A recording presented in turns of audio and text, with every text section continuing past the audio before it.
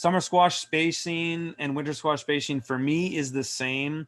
Single row down a 30-inch bed, 18-inch spacing offset from row to row. So one bed, 18 inches like this, next bed, 18 inches like that, staggered, right?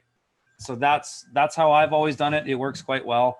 I mean, with winter squash, it gets pretty hairy, you know, by August, September, October, but it is what it is, right? And all of our squash, we put down landscape fabric. So what I will do with my winter squash field at the new farm is I'll get the widest fabric I can get, which I believe is 10 feet. And I will block out, what can I do? 3 beds at a time, giving a bit of respect to the 18-inch walkways and the fact that those walkways will sink, because they sink because the beds are slightly raised, right? So my beds are a total of 48. So times 3.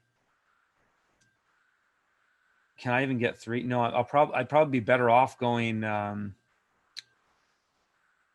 2 beds at a time. So what I'll do is I'll get 10-foot fabrics.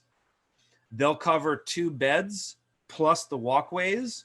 And so for my entire block of winter squash, what we'll do is we'll get our drip irrigation down, and then we'll roll out our fabrics on 2 beds, pre-holes. We haven't put the holes in yet, right?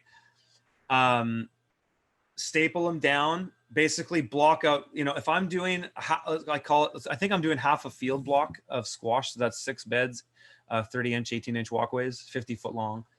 Block out the entire thing in fabric, go burn our holes every 18 inches offset on all those, pin it down. Then we'll be able to use those fabrics every year, put them back down. They should just line right back up, and then plant our winter squash right into those holes, and then done. No weeding or nothing in that area, just drip line, just turn one of the drip lines on, and that's it.